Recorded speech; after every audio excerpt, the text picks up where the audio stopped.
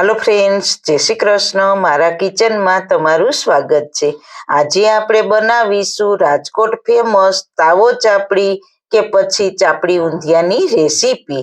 તો ઘઉંના લોટમાંથી બનતી આ ચાપડીને આજે આપણે બહારથી એકદમ ક્રિસ્પી અને અંદરથી સોફ્ટ બનાવીશું। તો શિયાળાની ઠંડીમાં બધે ભલે ઓળો રોટલા ખવાય, પણ સ્વાદના શોખીન રાજકોટમાં તો ગરમા ગરમ ચાપડી ઊંધિયું જ ખવાય। તો ચાપડી ઊંધિયું કે તાવો તેની એકદમ ઓરિજિનલ રીતથી બનાવીશું। તો ચલો સુપર ટેસ્ટી રેસીપી બનાવવાનું સ્ટાર્ટ કરીએ। રેસીપી સ્ટાર્ટ કર્યા પહેલા જો તમને મારી રેસીપી ગમતી હોય ને હજુ સુધી ચેનલને સબસ્ક્રાઇબ ન કરી હોય તો પ્લીઝ સબસ્ક્રાઇબ કરજો અને બાજુમાં આપેલ બેલ આઇકન પ્રેસ કરજો, એટલે નવી નવી રેસીપીના નોટિફિકેશન મળતા રહે। સૌથી પહેલા સુપર ટેસ્ટી ચાપડી ઊંધિયું બનાવવા માટે આપણે પહેલા ચાપડી બનાવીશું। તો તેના માટે અહીંયા મેં 2 કપ ઘઉંનો જાડો લોટ લીધો છે।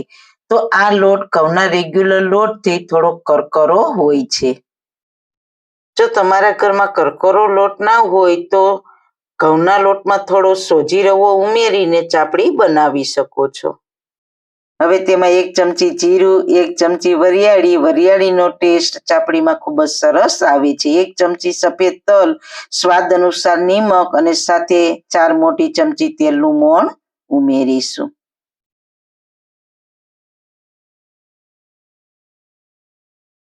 અને બધી જ વસ્તુને લોટમાં સારી રીતના મિક્સ કરી લઈએ।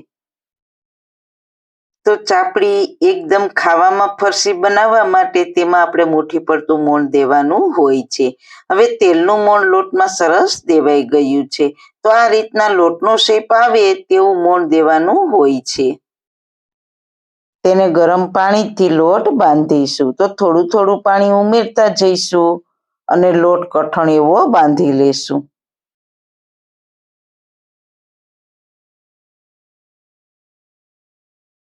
આ લોટને બાંધવા મારે ફક્ત અડધા કપથી થોડું વધારે એટલા પાણીની જરૂર પડી। હવે ચાપડી બનાવવા માટે લોટમાંથી થોડો લોટ લઈને બંને હાથથી રાઉન્ડ શેપ આપી દઈએ। પણ જો આ સ્ટેપ ઉપર તમારો લોટ થોડો છૂટો રહેતો હોય તો થોડું પાણી ઉમેરીને પરફેક્ટ બનાવી લેવો। હવે બીજા હાથથી પ્રેસ કરીને ચાપડીનો શેપ આપી દઈએ।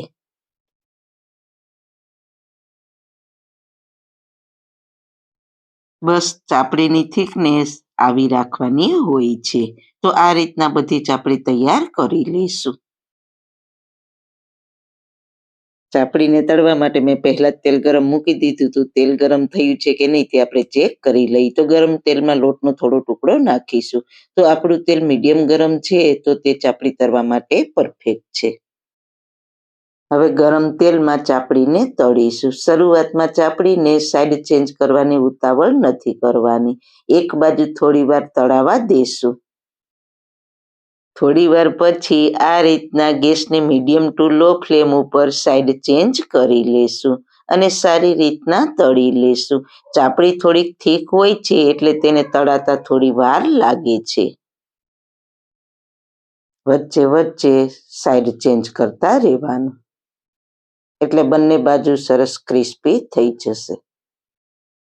લગભગ મારે 15 મિનિટ જેવું ચાપડીને તળાતા થયું છે। તો ચાપડી બહારથી એકદમ ક્રિસ્પી અને ગોલ્ડન થઈ ગઈ છે। તો તેને જારામાં લઈ લઈએ એટલે વધારાનું તેલ નીતરી જશે। આપણી ક્રિસ્પી અને અંદરથી સોફ્ટ ચાપડી તૈયાર છે। હવે આ રીતના બધી ચાપડીને તળી લેશું।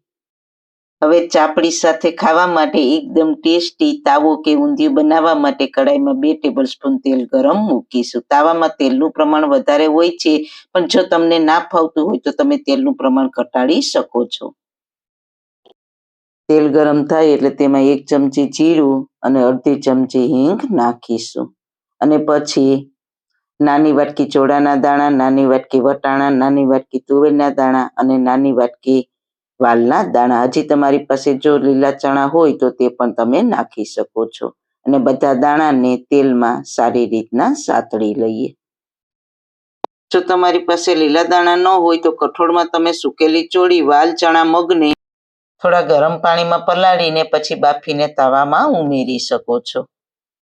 હવે સાથે તેમાં આપણે ફ્લાવર, ગાજર, સરગવાની સિંગ, ગવાર, બટેટા, દૂધી, સક્કરિયું, વાલોળ અને રીંગણાને આ રીતના મોટી સાઈઝમાં સમારીને તૈયાર કર્યા છે. બધા દાણા મેં તેલમાં 2 મિનિટ જેવા સાતળ્યા છે. હવે આપણે બધા શાકભાજી નાખીશું. તો તમે તમારા ઘરના સભ્યો પ્રમાણે શાકભાજીનું માપ પ્લસ માઇનસ કરી લેવું. અને સાથે તમને ના ભાવતા શાક સ્કીપ કરીને ભાવતા શાકને ઉમેરી શકો છો. બધા શાકને આ રીતના મોટા પીસમાં કટ કરી લેશું અને તેને સાતળી લેશું. રસામાં આ શાકના મોટા મોટા પીસનો ટેસ્ટ જ ખૂબ સરસ આવે છે. તાવો બનાવતી વખતે શાકને કુકરમાં બનાવવા કરતાં આ રીતના કડાઈમાં કૂક કરવાથી તેનો ટેસ્ટ ખૂબ જ સરસ આવે છે. તો શાકભાજી અને દાણાને મેં 4 મિનિટ જેવું સાતળ્યા છે. પહેલા મેં દાણાને 2 મિનિટ સાતળ્યા હતા, પછી શાકભાજી અને દાણાને પણ 2 મિનિટ સાતળ્યા, એટલે કુલ 4 મિનિટ જેવું મેં સાતળ્યું છે. તો હવે બધા શાકભાજી સારી રીતના કૂક થાય એના માટે 1 કપ પાણી નાખીશું.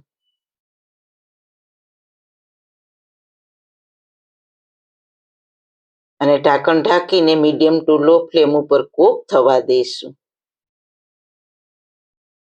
આપણું શાક કૂક થાય છે ત્યાં આપણે તાવામાં ઉમેરવાનો રસો બનાવવા મિક્સર જારમાં 2 નાની ડુંગળીના પીસ કર્યા છે, સાથે 2 નાના ટમેટાના પણ પીસ કર્યા છે.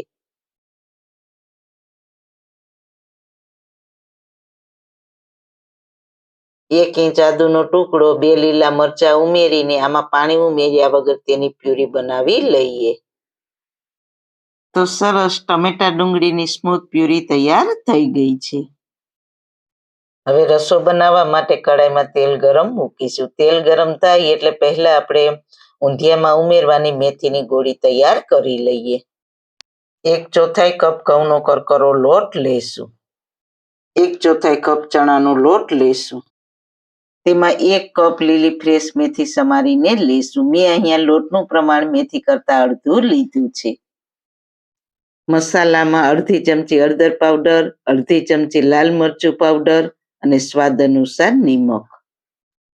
મોણ માટે 1 મોટી ચમચી તેલ અને 1 ચમચી આદુ મરચાંની પેસ્ટ.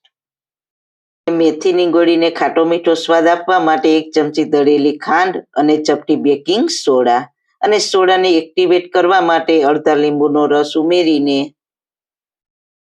બધી વસ્તુને લોટમાં સારી રીતના મિક્સ કરી લઈએ.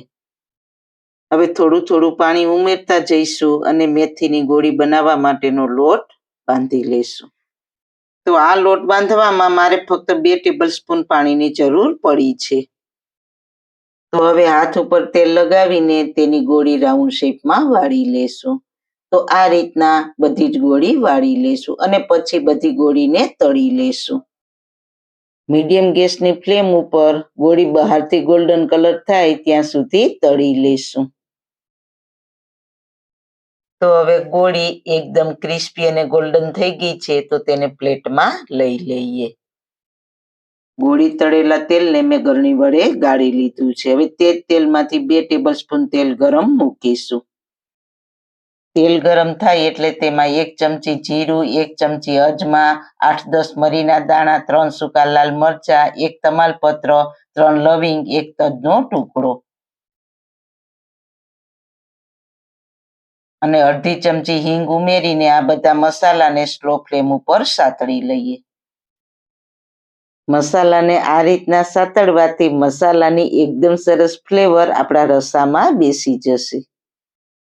હવે તેમાં 1 ચમચી લસણની ચટણી નાખીશું અને તેને પણ તેલમાં સારી રીતના સાતળી લઈએ. લસણની ચટણીને આ રીતના તેલમાં સાતળવાથી રસાનો ટેસ્ટ એકદમ સ્પાઇસી આવશે. હવે તૈયાર કરેલી ટમેટા ડુંગળીની પ્યુરીને નાખીશું અને તેને પણ તેલમાં સારી રીતના સાતળી લઈએ. તો તમે જોઈ શકો છો તેલ છૂટું પડવા લાગ્યું છે, તો પ્યુરી આપણી સરસ કૂક થઈ ગઈ છે. તો મસાલામાં અડધી ચમચી હળદર પાવડર, 1 ચમચી ધાણા જીરું પાવડર અને 1 ચમચી કાશ્મીરી લાલ મરચું પાવડર, 1 ચમચી ગરમ મસાલો, 1 ચમચી આમચૂર પાવડર નાખીને મસાલાને સારી રીતના સાતળી લઈએ. મસાલાને આ રીતના તેલમાં સાતળવાથી તેની એકદમ સરસ ફ્લેવર આપણી ગ્રેવીમાં બેસી જશે. મસાલા સતળાઈ ગયા છે અને તેલ પણ છૂટું પડવા લાગ્યું છે. હવે રસો કરવા માટે આપણે તેમાં 1.5 ગ્લાસ પાણી નાખીશું અને તેને હાઈ ફ્લેમ ઉપર ઉકળવા દેશું. રસો ઉકળવા લાગ્યો છે તો ગેસની ફ્લેમ મીડિયમ કરી દેશું અને રસાને 10 મિનિટ જેવું ઉકાળીશું. રસાને એકદમ સરસ ફ્લેવરફુલ બનાવવા માટે તેને મીડિયમ ગેસની ફ્લેમ ઉપર ઉકાળવો ખૂબ જ જરૂરી છે. તો 10 મિનિટ જેવું થયું છે. રસો સરસ ઉકળી ગયો છે અને તેની ક્વોન્ટિટી પહેલા કરતાં થોડી ઓછી થઈ ગઈ છે. હવે સ્વાદ અનુસાર નિમક ઉમેરીશું અને તેને સારી રીતના મિક્સ કરી દઈએ. તાવાને રસાદાર બનાવતો એકદમ ફ્લેવરફુલ અને ટેસ્ટી રસો તૈયાર છે. ગેસની ફ્લેમ બંધ કરીને ઉપરથી થોડા ધાણા ભાજી નાખીશું. હવે ઢાંકણ ખોલીને તાવાના શાકને જોઈ લઈએ. તો આપણું શાક સરસ બફાઈ ગયું છે તો ચેક કરી લઈએ. તો આ બાફેલા શાકને તમારે થોડું ક્રશ કરવું હોય તો તમે કરી શકો છો, પણ હું તેને આખું જ રાખું છું. રાજકોટના સ્પેશિયલ તાવામાં આ રીતના શાકના કટકા જ હોય છે. હવે તૈયાર કરેલા રસાને શાકમાં ઉમેરી દેશું. હવે બધી વસ્તુને સારી રીતના મિક્સ કરી લઈએ. તો બધું શાક રસામાં સારી રીતના મિક્સ થઈ ગયું છે. હવે ગેસની ફ્લેમ મીડિયમ ટુ સ્લો કરી દેશું અને શાકને રસા સાથે 7 મિનિટ જેવું ઉકાળી લેશું. જો તમારા શાકની ક્વોન્ટિટી વધારે હોય તો તેને વધારે ઉકાળવું. શાકને રસા સાથે ઉકાળવાથી રસાની એકદમ સરસ ફ્લેવર શાકભાજીમાં બેસી જશે. લગભગ 7 મિનિટ જેવું ઉકાળ્યું છે. બધા શાકભાજી રસા સાથે સરસ રીતના મિક્સ થઈ ગયા છે. હવે આ સ્ટેપ ઉપર તૈયાર કરેલી મેથીની ગોળીને તાવામાં ઉમેરી દઈશું અને થોડી ગોળીને હાથથી ક્રશ કરીને તાવામાં ઉમેરીશું એટલે રસો ઘટ થશે અને શાક ફ્લેવરફુલ બનશે. ગોળી ઉમેરીને ફરી તાવાને 4 મિનિટ ઉકાળી લઈએ એટલે ગોળી એકદમ સરસ સોફ્ટ થઈ જશે. તો આપણો તાવો કે ઊંધિયું તૈયાર થઈ ગયું છે. તો આ રીતના તાવો એકદમ સરસ રસાદાર છે. હજી ઠંડો થશે એટલે થોડો ઘટ થશે. હવે ગેસની ફ્લેમ બંધ કરી દઈશું. તો ચાપડી સાથે ખાવા માટે સુપર ટેસ્ટી સ્પાઇસી એવો તાવો કે ઊંધિયું તૈયાર થઈ ગયું છે. ઉપરથી ફ્રેશ ધાણા ભાજી ભભરાવશું. હવે ચાપડી ઊંધિયા સાથે ખાવા માટે ચટણી બનાવવા મિક્સર જારમાં 2 લાલ મરચાના ટુકડા લઈશું. તેમાં ચપટી હિંગ, ચપટી હળદર, સ્વાદ અનુસાર નિમક અને અડધા લીંબુનો રસ ઉમેરીને તેને પીસી લઈએ. બધી વસ્તુ પીસાઈ ગઈ છે. હવે ચટણીને ટેક્સચર અને થોડી થિકનેસ આપવા માટે 1/4 કપ સિંગદાણા લઈશું. તો આ ચટણીને થોડી થીક અને દરદરી રાખવાની છે. તો તેમાં થોડું પાણી ઉમેરીને તેને પીસી લઈએ. તો છે ને બાકી ચાપડી ઊંધિયા સાથે ખવાય તેવી એકદમ ટેસ્ટી ચટણી. તો તમે પણ અત્યારે શિયાળામાં બધા જ શાકભાજી આવે છે તો ઘરે એકદમ સહેલી રીતથી ચાપડી તાવો કે ઊંધિયું જરૂર એક વખત ટ્રાય કરજો. તો સારું ખાઓ, ખુશ રહો. આવી સરસ રેસીપી જોવા માટે તમારો ખૂબ ખૂબ આભાર. મારી રેસીપીને લાઈક કરજો, શેર કરજો, મારી ચેનલને સબસ્ક્રાઇબ કરજો. ફરી મળીશું નવી રેસીપી સાથે. જય શ્રી કૃષ્ણ.